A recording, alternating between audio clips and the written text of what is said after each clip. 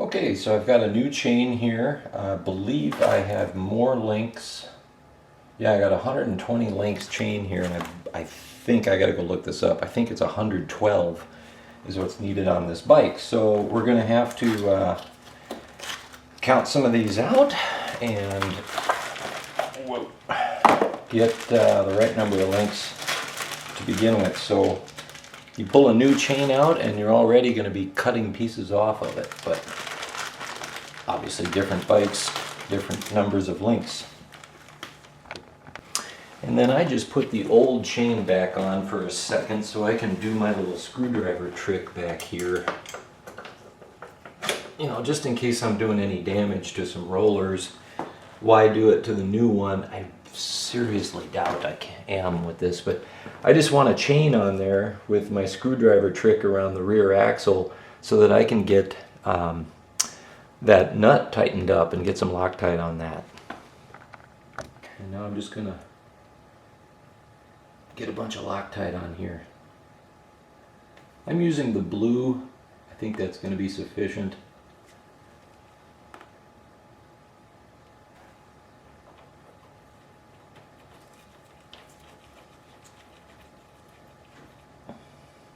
Oh, I got to do my chain trick backwards because now I'm torquing the other direction. So I need to go underneath. Reverse the chain trick. We got to go this way.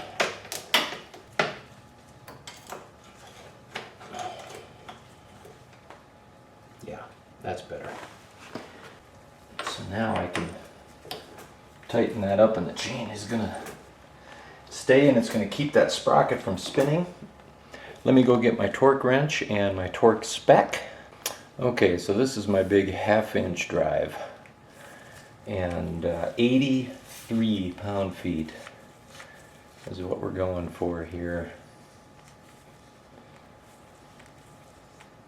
So I come around to 80. I don't know if you can see that. 1, 2, 3.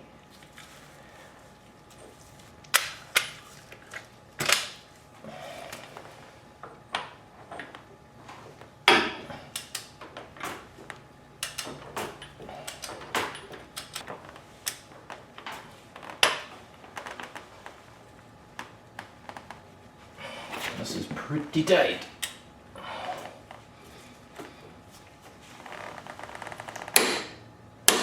There it is. 83 pound-feet. Well, you may want to choose a screwdriver that you don't care about too much for this particular application. Bye-bye. And so then the last piece to put on the sprocket is this little speed sensor rotor. That's where this little sensor can tell the speed of that front sprocket and sends that to the computer. Anyways, this goes on next. Okay, found it. It was on the end of my long extension here. Torque on this is 16.5, but now I've gone ahead and taken the chain off too quickly and got ahead of myself. So I'm just going to wait till I got the new chain on, and to make sure that I don't forget, I'm going to take it off. So I'd hate to have that just barely tight on there, forget to torque it and put it all back together. So I've unwrapped the chain and I'm going to count out 112 links. I did check with the service manual, and indeed we need 112 links. So I'm going to count that out. That includes your master link, so keep that one in mind. So over here I've laid out my old chain, and we know that the service manual calls for 112 links, so each of these, you know, is 2 of those. And so I've counted out 1, 2, 3, 4, 5, 6, 7, 8, 9, 10, and so on. And when I get down there, I have 55 intact outside links, and then with the master that'll be 56. Well, of course 56 is half of 112. Okay, I've counted this 3 times over, and where I need to remove links is not at the yellow mark on the left, it's the one on the right. That's the correct one. Whoa. We'll put our rear wheel back in. Got the new sprocket and the cush drive all put back together.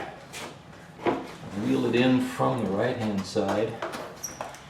I always find that works best. The other thing I like to do with these spacers that run through that axle, I just like to put a little grease on them. It's nothing fancy, it's just heavy duty grease. And then I'll do the same for the axle. That's the right hand side spacer. And just a little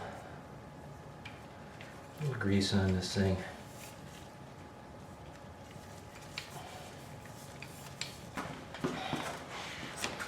So again, feet up. Now if I wasn't changing the sprockets here in the chain, you'd be trying to loop your intact chain back on here. So that's easy enough to do. Just, you know, work it around and put it on. It's not rocket surgery. So let's get this spacer in here. Inspect your dust seal, which I did earlier. Still in good shape, and of course we looked at our bearings earlier. And then I have a spacer over here that needs to go in inside of the brake caliper retaining bracket. Once I've done that, we can get an axle through here. Finesse it a little bit, and then you gotta wiggle your feet around till you find you're all the way through.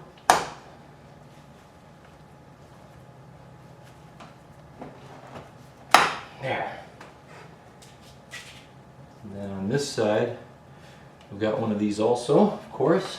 Put that on, my washer, and my axle nut.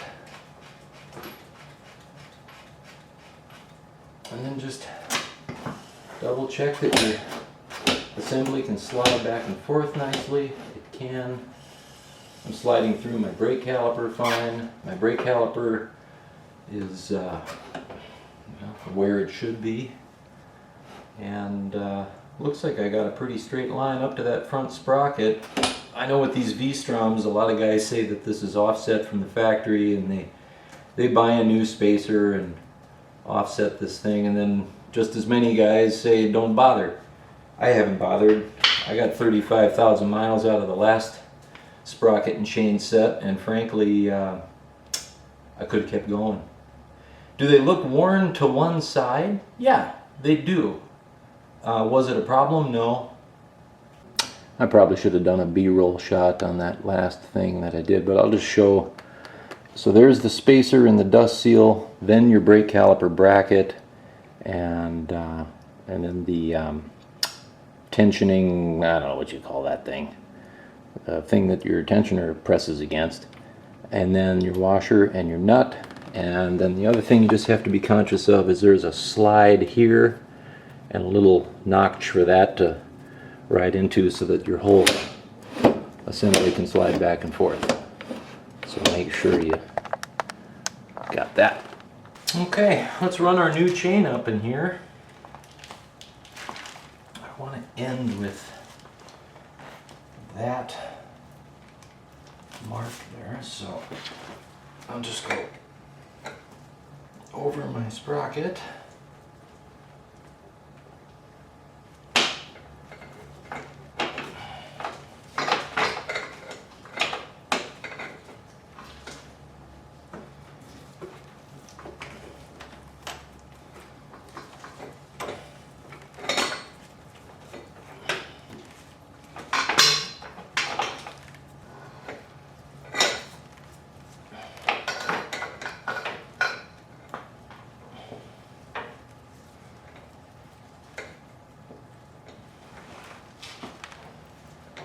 so here you can see the mark where my cut needs to happen. Why is this distance so wrong? Well, that's because I don't have this all the way forward. So now you can see that if I cut this rivet out and put my master link right here, that's the spot to be. I also need to bring these tensioners even further forward. So then I'll have quite a bit of room for stretch. So I moved my tensioners all the way forward, and again, I can see how that is going to match up nicely. If I cut here, put that link in, still got plenty of slack, we'll be able to tighten that up. So right there's my mark. It's getting worn off a little bit, but I'm going to remove that rivet and pull this link off. And I'm just going to put it on the sprocket like this, and I'll be able to work at it right there.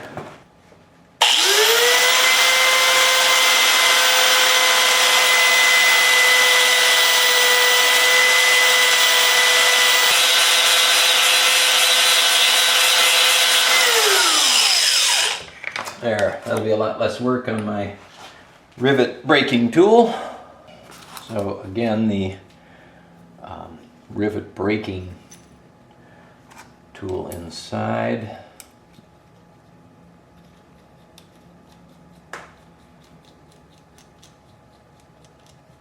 There, it's starting to come out, so I'll back it off.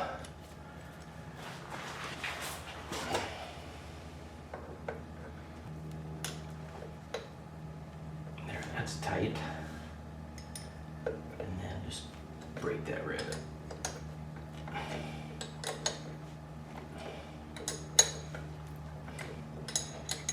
There's a lot of resistance at first, and then all of a sudden it gets easy.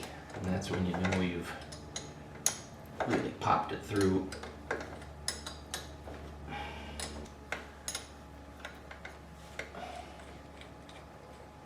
Yeah, we're out. So there, got that apart. So I've still got the two O-rings on that link. I need to clean up. Wait a minute, I'm missing one. No, I've got them both. I need to clean up this one because it got dirty on the ground. Just want to make sure I don't get anything inside that roller. That's supposed to be clean and full of grease. Now we'll get out my master link.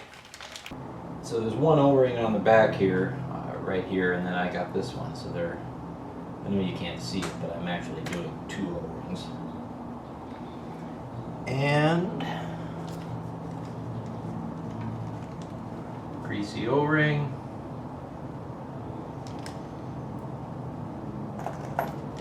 Greasy O-ring.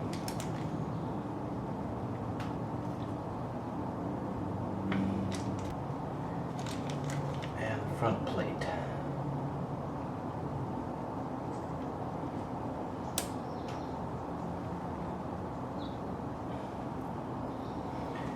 This still takes some force to get it on, which frankly I'm happy to see. And I'm just going to use this tool to do it. Okay. And then these clips have to go down like this so that the round edge is going forward into the direction of travel.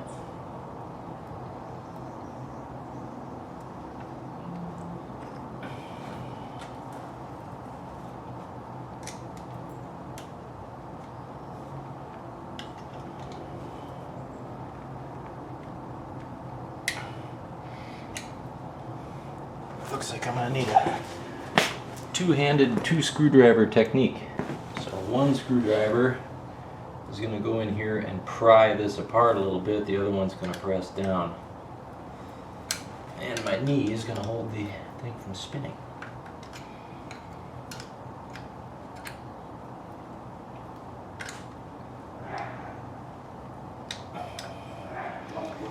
Come on. take a little tap. There we go. Alright, we're going to call that chain on. Let's get it tensioned up. So first in tensioning, I'm just going to pull this back by hand, get it snug, and then bring back these tensioners. Okay, the tensioners are just finger snug back, just have some loose tension. You do not want to set the tension in your rear chain with the bike up on the paddock stand. So get it down on the kickstand. You're putting some weight on the rear swing arm.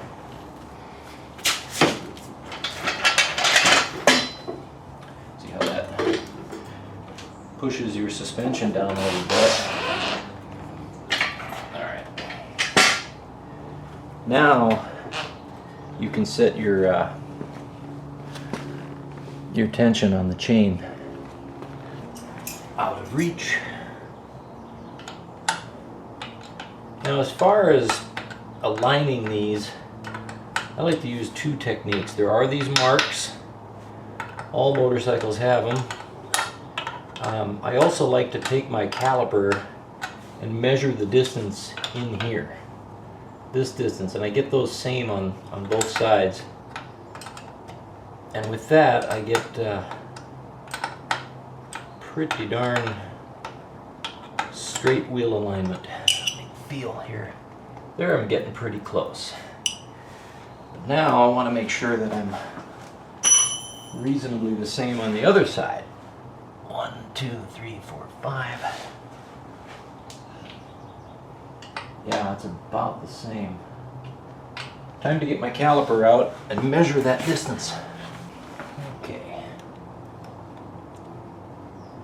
So I've got 24¼ inch, millimeters. And here I'm a little bit tighter than that, so I'm just going to bring this back a tiny bit. That's good travel. Make sure this is snug. It is. Bring it forward just a notch.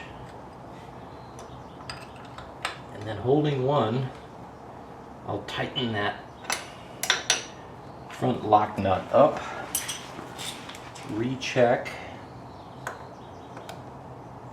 24.17.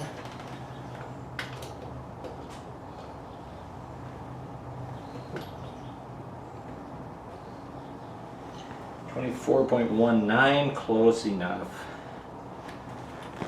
And same thing, 12mm on the lock nut, 10mm on the actual adjuster. Hold the adjuster in place and tighten down your lock nut. Just snug.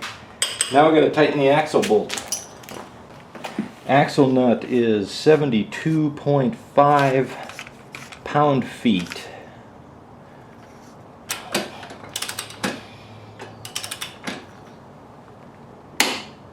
There it is. And so while I've got the rear wheel down with the chain on, this is a good time to put this speed sensor rotor back on.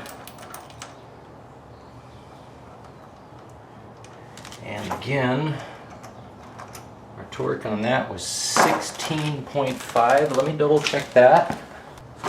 16.5 pound-feet. What am I at here? 0. There's 15, 16 and a half.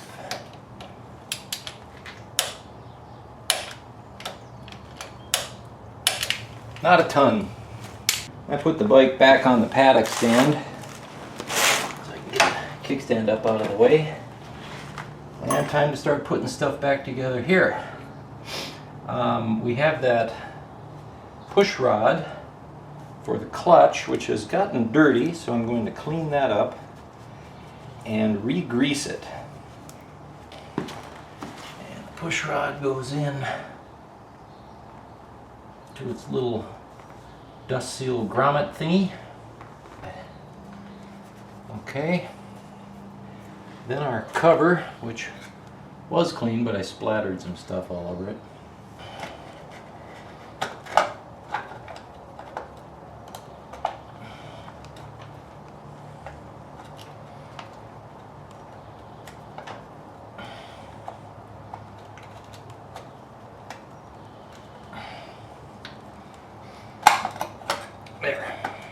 There are a couple dowels that this lines up on. There. Okay. I got it. And it's not clean anymore. Fun, fun, fun. We know this guy went up top and he's 8mm. I want to put that in so that, there we go, so that wire catch goes up over the top. There is no real torque spec on this, just snug it. This is a plastic cover. It really does not need to be very tight. And then we had the one down here, which we had to do with the open end wrench. And another one down here.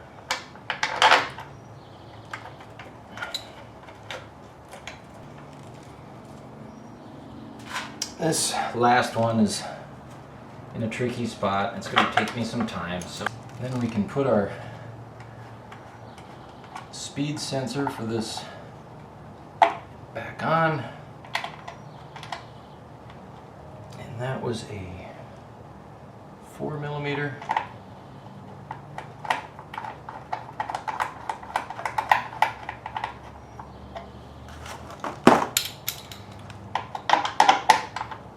Again, plastic parts, just snug it. And then finally, our slave cylinder, and this wire has got to be tucked in around it like that. And then this spacer goes back in here, and it's tricky. The longer bolt was on the top. Put that spacer behind.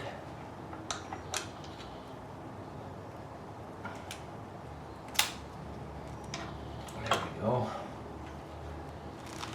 Leave your wires slacked while you put this together.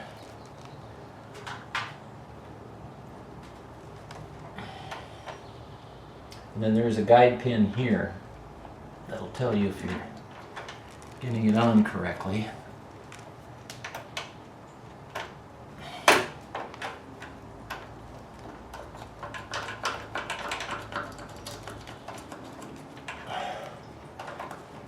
Almost lined up.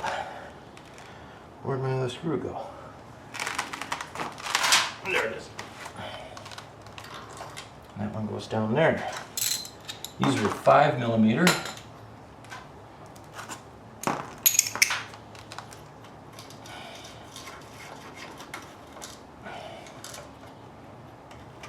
Again, that aluminum spacer is up behind, there it goes, behind this top bolt on the slave cylinder.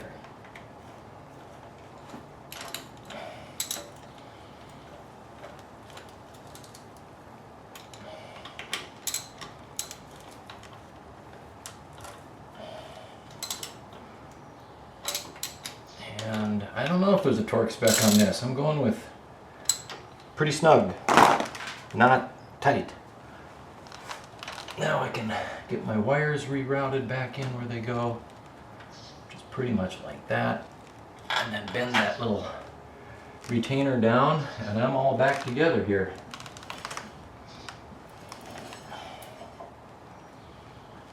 Chain seems very tight when it's up on the paddock stand, but when we get down on the kickstand, it loosens up a bit. Let's recheck that, because we can always adjust it again. Gotta have that kickstand down.